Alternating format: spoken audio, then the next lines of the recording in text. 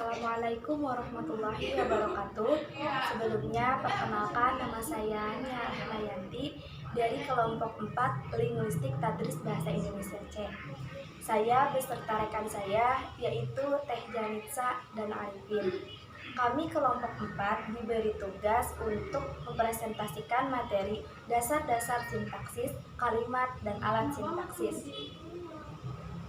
Baik, terlebih dahulu di sini saya akan mempresentasikan alat sintaksis. Perangkat kaidah disebut juga dengan alat sintaksis.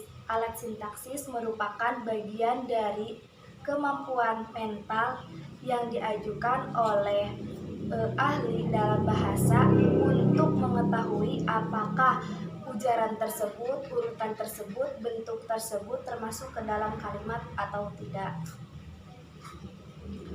Kemudian, ada sejumlah alat sintaksis yang dapat mengatur unsur-unsur bahan atau sehingga terbentuk suatu kalimat yang baik dan benar. Alat-alat sintaksis itu adalah urutan, bentuk, intonasi, dan partikel yang lugas. Kemudian, dalam satuan sintaksis, urutan adalah bahasa yang sangat penting, yaitu untuk menentukan gramatika. Kemudian, berikut ini contoh-contoh kontraks-kontraks yang ada dalam bahasa Indonesia. Di antaranya, air jernih dan jernih air, lompat jauh dan jauh lompat, anak kecil dan kecil anak. Kemudian, bentuk yang diberi tanda diakronik adalah bentuk-bentuk yang tidak berirama. Bahasa-bahasa yang lebih menggunakan bentuk pada umumnya kurang memahami tentang seputar kalimat. Setiap posisi atau kalimat, maknanya tersebut dapat berbeda dan tidak sama. Contohnya seperti Mario vidit Santana, yang artinya Mario melihat Santana.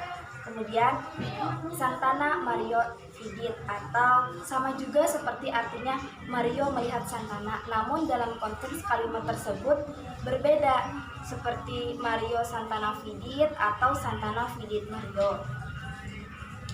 Bentuk kata sebagai alat sintaksis oleh afiks yang berimbuhan. Contohnya seperti susu minum adik, yang artinya adalah susu diminum adik. Kemudian makna gramatikal yang beragam dan berbeda, diantaranya jumlah, orang, jenis, kata, afiks, modus atau fasil. Demikian yang dapat saya sampaikan, kemudian akan dilanjutkan oleh rekan saya. Assalamualaikum warahmatullahi wabarakatuh. Perkenalkan, nama saya Janisa Lailatul Abiza. Saya di sini akan melanjutkan pembahasan rekan saya. Jadi, konstruksi susu minum adik menunjukkan konstruksi yang tidak gramatikal atau tidak berterima oleh penutur bahasa Indonesia. Adanya kata minum menyebabkan konstruksi itu tidak berterima. Baru setelah bentuk minum dibubuhi prefiks di menjadi diminum, konstruksi tadi menjadi konstruksi yang berterima.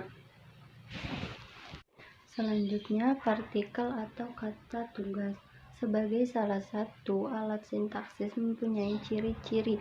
Yang pertama, jumlahnya terbatas. Yang kedua, keanggotaannya boleh dikatakan tertutup. Yang ketiga, kebanyakan istilah mengalami proses morfologis. Yang keempat, biasanya memiliki makna gramatikal bukan leksensi. Selanjutnya, intonasi. Dalam tulisan, intonasi ini secara kurang sempurna dinyatakan oleh pemakai huruf dan tanda-tanda baca. Dalam bahasa Indonesia, misalnya, batas antara subjek dan predikat ditunjukkan oleh intonasi. Hal ini menunjukkan bahwa bentuk kata secara nyata menentukan apakah konstruksi tersebut terwujud kalimat atau tidak. Baik, saya Rifinasa akan melanjutkan pemaparan dari rekan saya. Pada kesempatan kali ini saya akan memaparkan mengenai kalimat sintaksis.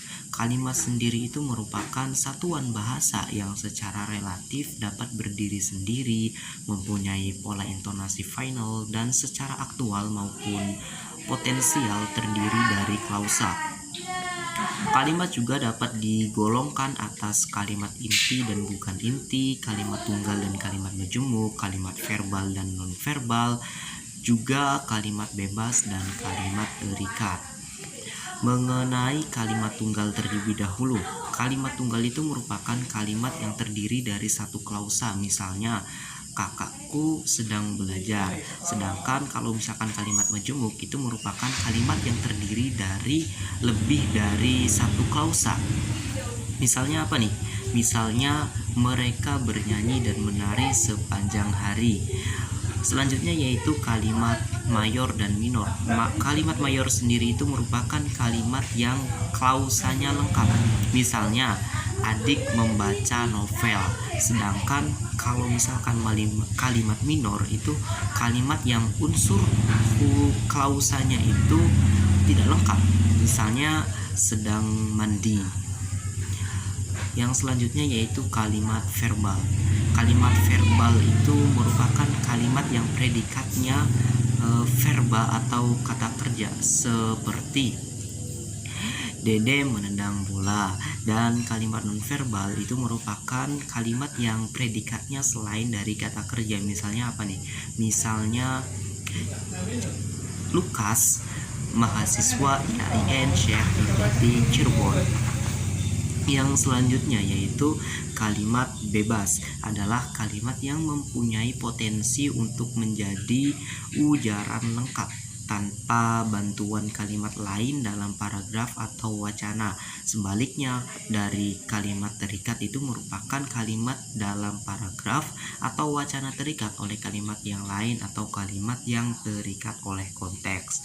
Nah, itu dia penjelasan mengenai kalimat di sintaksis. Jadi kesimpulannya yaitu dalam sintaksis sendiri itu ada alat dan juga kalimat. Alat-alat dari sintaksis ini seperti yang sudah dijelaskan oleh rekan saya, ada intonasi, ada partikel atau kata tugas, dan juga dari kalimat itu ada kalimat inti dan bukan inti, ada juga kalimat majemuk dan juga kalimat tunggal, ada kalimat verbal dan nonverbal, dan juga kalimat bebas serta kalimat terikat. Mungkin sekian dari kelompok kami, kurang lebihnya mohon maaf. Assalamualaikum warahmatullahi wabarakatuh.